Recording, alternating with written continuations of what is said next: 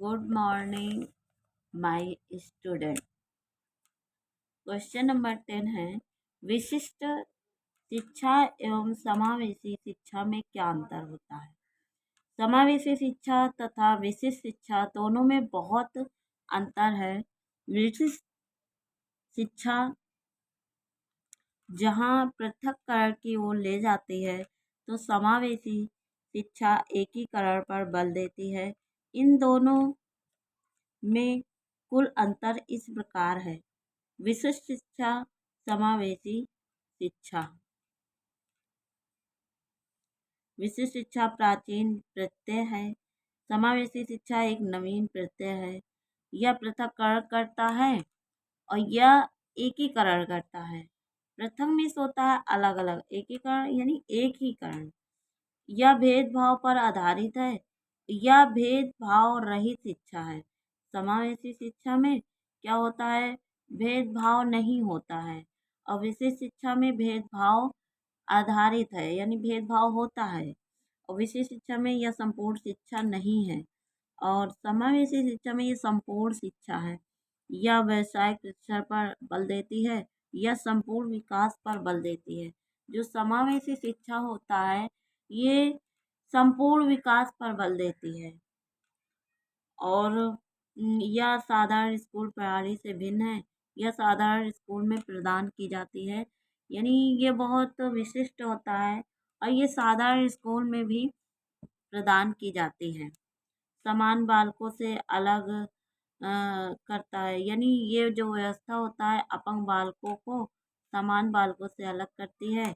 और यह व्यवस्था अपंग व सामान्य दोनों को एक साथ समायोजन करती है। यानी अगर कोई विकलांग है और उसके अंदर कोई कमियां है और जो स्वस्थ बच्चे हैं, दोनों लोग को साथ में बिठाया जाता है और इसमें अपंग बालक अलग कर दिए जाते हैं। यह केवल अपंग असमर्थ बालकों के लिए है। इसमें सभी बच्चों को शामिल किया जाता है। इसमें शिक्षा से बच्चों से में हीनता की भावना आती है। यह शिक्षा बच्चों को आत्मविश्वासी व सामाजिक बनाने में सहायक है। और इसमें विशेष आवश्यकता वाले बच्चों को पृथक शिक्षण किया जाता है। इसमें विशेष आवश्यकता वाले बच्चों सामान्य बच्चों के साथ शिक्षण किए जाते हैं। इसमें विशिष्ट शिक्षण अध्यापक शिक्षण करते हैं। इसमें सामान्य व विशिष्ट दोनों अध्यापक शिक्षण करते हैं। नंबर 11 है क्वेश्चन, मानव बल के विकास के लिए विभिन्न क्षेत्रों में कार्य कर रही राष्ट्रीय संस्थानों के नाम बताइए। जो राष्ट्रीय संस्थान है उनके क्या नाम है। उत्तर है, निम्न 7 राष्ट्रीय संस्थान हैं जो मानव बल के विकास के लिए विभिन्न क्षेत्रों में कार्य कर रहे हैं। ये इस प्रकार है। नंबर फर्स्ट है शारीरिक विकलांग संस्थान नई दिल्ली, राष्ट्रीय दृष्टि विकलांग संस्थान देहरादून। नंबर 3 है राष्ट्रीय आर्थोपेडिक विकलांग संस्थान कोलकाता। नंबर 4 है राष्ट्रीय मानसिक विकलांग संस्थान सिकंदराबाद। नंबर 5 है राष्ट्रीय श्रवण विकलांग संस्थान मुंबई में। नंबर 6 है राष्ट्रीय पुनर्वास तथा अनुसंधान संस्थान कर्नाटक। राष्ट्रीय बहुविकलांग सशक्तिकरण संस्थान चेन्नई में है।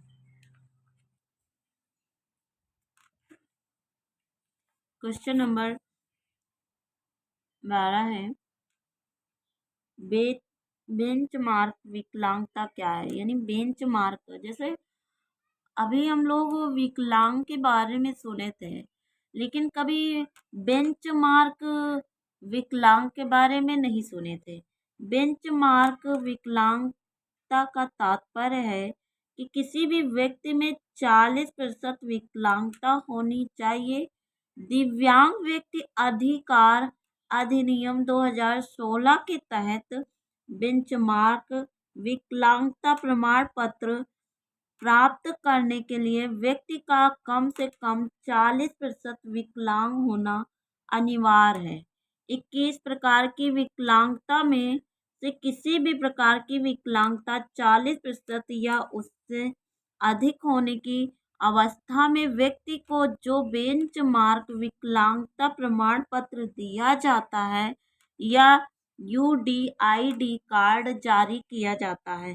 भारत सरकार की जो स्कीम है उसके तहत बेंचमार्क विकलांग व्यक्ति को ही प्राप्त होती है। यदि विकलांगता 40% से कम है तो इस स्कीम का लाभ उस व्यक्ति को नहीं मिल पाता है।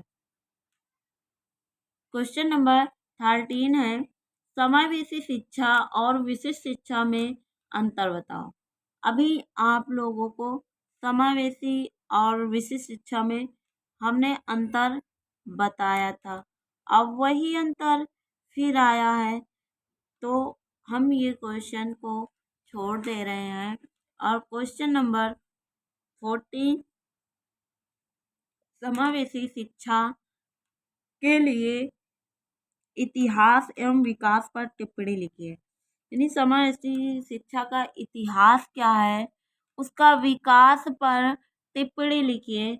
हम सभी यह मानते हैं कि शिक्षा किसी भी देश के विकास की आधारशिला होती है, जिस पर समाज व राष्ट्र की उन्नति, एकता व अखंडता निर्भर करती है। शिक्षा केवल व्यवसाय या जीवन यापन के लिए नहीं दी जाती है, बल्कि यह बच्चों में विविध प्रकार के ज्ञानात्मक, सृजनात्मक, नैतिक सहयोग, समानता, भावनात्मकता आदि गुणों का भी विकास करती है।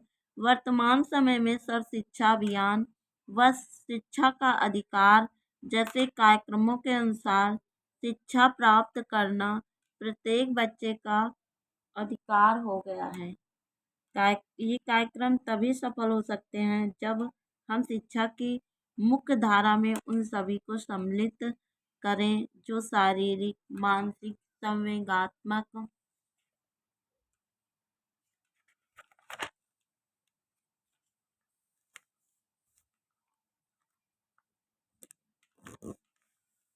संवेगात्मक, रूप से भिन्न है। इन भिन्नता वाले बालकों को विशेष शिक्षा प्रदान की जाए। अनेक शिक्षाविद इस प्रकार की शिक्षा के पक्ष में नहीं है। कुछ समय पूर्व तक इन विशिष्ट बालकों की शिक्षा पर कोई विशेष ध्यान नहीं दिया जाता था। फिर भी इन बच्चों की शिक्षा के लिए विशिष्ट विद्यालय खुलने प्रारंभ हुए। इन विद्यालयों को पृथक दृष्टि से देखा जाता था।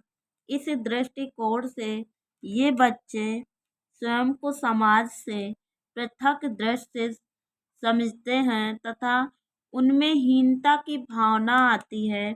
वर्तमान में अनेक शिक्षा शास्त्रियों व वैज्ञानिकों ने यह विचार किया कि समावेशी समन्वित शिक्षा विद्यालयों में ही प्रदान की जाए, जिससे कि सभी को समान रूप से शिक्षा प्रदान की जा सके। एक ओर शिक्षा के समान अवसरों की बात कही जाती है तो दूसरी ओर विशिष्ट बालकों के लिए पृथक विद्यालय की व्यवस्था करना, शिक्षा के समान अवसरों के लिए विशिष्ट बालकों को भी समान विद्यालय में शिक्षा प्रदान करना समावेशी शिक्षा है। हालांकि समान विद्यालयों में सभी को शिक्षा देना एक कठिन कार्य अवश्य है, लेकिन असंभव नहीं है।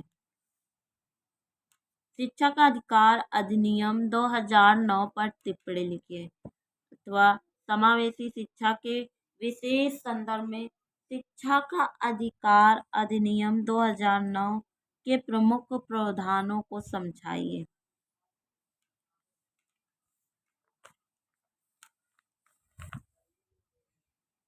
शिक्षा का अधिकार अधिनियम 1 अप्रैल 2010 से लागू हुआ।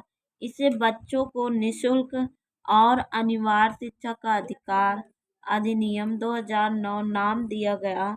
इस अधिनियम में विकलांगता वाले बच्चों सहित सभी बच्चों के लिए निःशुल्क और अनिवार्य शिक्षा की व्यवस्था है।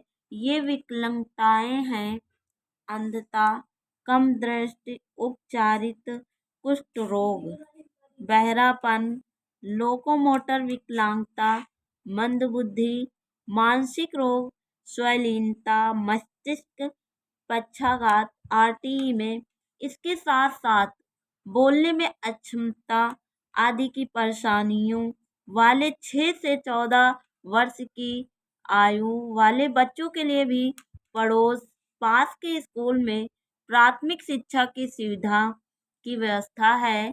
समावेशी शिक्षा के लिए सर्व शिक्षा अभियान के अंतर्गत विशिष्ट प्रस्ताव आने पर विकलांग बच्चों के लिए हर साल 3,000 रुपए देने की व्यवस्था है। विशेष आवश्यकता वाले बच्चों के लिए बनाई जाने वाली जिला योजना में 3,000 रुपए में से 1,000 रुपए की राशि बच्चे को पढ़ाने के लिए बुलाए गए शिक्षक को सेवाओं के लिए रखी जाती है। माध्यमिक स्तर पर विकलांग बच्चों के लिए समन्वित शिक्षा की योजना के स्थान पर 2009-10 में विकलांग बच्चों के लिए समावेशी शिक्षा को योजना शुरू की गई थी। इस योजना में 9वीं से 12वीं कक्षा के विकलांग बच्चों को समावेशी शिक्षा के लिए सहायता दी जाती है। इस योजना का उद्देश्य विकलांगता वाले सभी छात्रों को प्राथमिक शिक्षा के 8 वर्ष पूरे करने के बाद आगे के 4 वर्षों की 9वीं से 12वीं तक की माध्यमिक स्तर की समावेशी शिक्षा अनुकूल वातावरण में प्रदान करना है। योजना में शामिल सभी मंदों के लिए 100% केंद्रीय सहायता दी जाती है। राज्य सरकारों, केंद्र शासित प्रदेशों के शिक्षा विभाग एवं योजना को लागू करते हैं। योजना को लागू करने में वे विकलांगों की शिक्षा के लिए क्षेत्र में अनुभवी गैर सरकारी संगठनों की सहायता भी ले सकते हैं। राष्ट्रीय छात्रवृत्ति योजना के अंतर्गत विकलांगता वाले छात्रों को आर्थिक सहायता दी जाती है ताकि वे मान्यता प्राप्त संस्थानों में से पेशेवर या तकनीकी पाठ्यक्रमों में शिक्षा प्राप्त करके नौकरी प्राप्त कर सकें या अपना काम धंधा शुरू कर सकें। योजना के अंतर्गत हर साल देश भर में विकलांगता वाले छात्रों को 1,000 छात्रवृत्तियां दी जाती हैं। इनमें से 30% छात्रवृत्तियां लड़कियों के लिए आरक्षित है। ये छात्रवृत्तियां केवल भारतीय नागरिकों को ही मिल सकती है। क्वेश्चन नंबर 16 है, नई शिक्षा नीति 2020 में समावेशी शिक्षा में क्या अहम बदलाव हुए हैं अथवा समावेशी शिक्षा में नई शिक्षा नीति NEP 2020 के विषय में बताइए। उत्तर प्रदेश नीति 2020 NEP 2020 का उद्देश्य गुणवत्तापूर्ण, सस्ती व समावेशी शिक्षा प्रदान करते हुए स्कूल शिक्षा में उत्कृष्टता प्रदान करना है तथा समाज के सामाजिक व शैक्षणिक पक्ष से वंचित समूहों के बच्चों पर विशेष बल दिया गया है। NEP 2020 के लक्ष्यों की विशेषताएं। समावेशन नंबर फर्स्ट है, श्रवण दोष वाले बच्चों की मूलभूत सहायता है और संख्यात्मकता को पूरा करने के लिए विशेष कार्यबल का गठन है। नंबर 2 है, समावेशी शिक्षा के लिए शिक्षण शिक्षा हस्तक्षेप। नंबर 3, समावेशन की धारणा में दूर दराज और सीमावर्ती क्षेत्रों सहित समावेशी क्षेत्र सहित समावेशी अभ्यास को प्रोत्साहन। नंबर 4 है, लड़कियों के आर्थिक सशक्तिकरण के लिए कौशल विकास पर जोर। RPWD अधिनियम का प्रभावी कार्यान्वयन। नंबर 6 है, स्कूलों के आसपास व्यवधान रहित वातावरण तैयार करना। सांकेतिक भाषा को पूरे देश में मानकीकृत किए जाने पर जोर। समाज में गरिमामय जीवन जीने के लिए पुनर्वास। प्रश्न नंबर 17 है, विकलांग व्यक्तियों के लिए संवैधानिक प्रावधानों का वर्णन कीजिए। भारत का संविधान अपने सभी नागरिकों के लिए समानता, स्वतंत्रता व न्याय व गरिमा सुनिश्चित करता है और स्पष्ट रूप से यह विकलांग व्यक्तियों सहित एक संयुक्त समाज बनाने पर जोर डालता है। विगत वर्षों में विकलांगों के प्रति समाज का नजरिया तेजी से बदला है। यह माना जाता है कि यदि विकलांग व्यक्तियों को समान अवसर तथा प्रभावी पुनर्वास की सुविधा मिले तो वे बेहतर गुणवत्तापूर्ण जीवन व्यतीत कर सकते हैं। विकलांग व्यक्तियों के लिए संवैधानिक कानून प्रावधान निम्नलिखित हैं। नंबर फर्स्ट है, वर्तमान में सामाजिक पुनर्वास पर अधिक ध्यान दिया जा रहा है। विकलांगों की बढ़ती योग्यता की पहचान की जा रही है और उन्हें समाज की मुख्य धारा में शामिल किए जाने पर बल दिया जा रहा है। भारत सरकार ने विकलांगों के लिए 3 कानून लागू किया है। नंबर आ है, विकलांग व्यक्ति समान अवसर, अधिकार, सुरक्षा तथा पूर्ण भागीदारी अधिनियम 1995, जो ऐसे लोगों को शिक्षा, रोजगार, अवरोध मुक्त वातावरण का निर्माण, सामाजिक सुरक्षा आदि प्रदान करता है। नंबर बा है, ऑटिज्म सेरिब्रल पाल्सी मानसिक मंदबुद्धि व बहुविकलांगता के लिए राष्ट्रीय कल्याण ट्रस्ट अधिनियम 1919 में चारों वर्गों के कानूनी सुरक्षा तथा उनके स्वतंत्र जीवन हित वातावरण के निर्माण का प्रावधान है।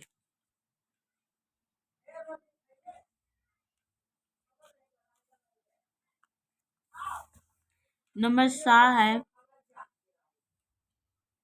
भारतीय पुनर्वास परिषद अधिनियम 1992 पुनर्वास सेवाओं के लिए मानव बल विकास का प्रयास करता है। नंबर 2 है, कानूनी फ्रेमवर्क के अलावा गहन संरचना का विकास किया गया है। 7 राष्ट्रीय संस्थान हैं जो मानव बल के विकास के लिए विभिन्न क्षेत्रों में कार्य कर रहे हैं।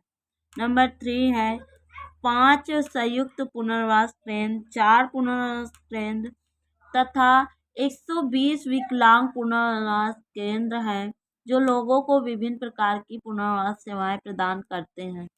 नंबर 4 है, विकलांग व्यक्तियों के स्वयं रोजगार के लिए राष्ट्रीय अपंग तथा वित्तीय विकास निगम NHFDC राज्य की एजेंसियों द्वारा छूट के साथ ऋण प्रदान कराता है। नंबर 5 है, विकलांगों के कल्याण के लिए ग्रामीण स्तर, अंतर्वर्ती स्तर व जिला स्तर पर पंचायती राज संस्थान प्रयासरत हैं। नंबर 6 है, भारत एक समावेशी, अवरोध मुक्त तथा अधिकार आधारित समाज की निर्माण दिशा में प्रयास करने के लिए विवाको मिलेनियम फ्रेमवर्क का भी सदस्य है। राष्ट्रीय नीति मानता है कि विकलांग व्यक्ति देश के लिए मूल्यवान मानव संसाधन होते हैं तथा ऐसे व्यक्तियों को समान अवसर, उनके अधिकार की सुरक्षा तथा समाज में पूर्ण भागीदारी का प्रयास करता है। आज से फर्स्ट लेसन समाप्त।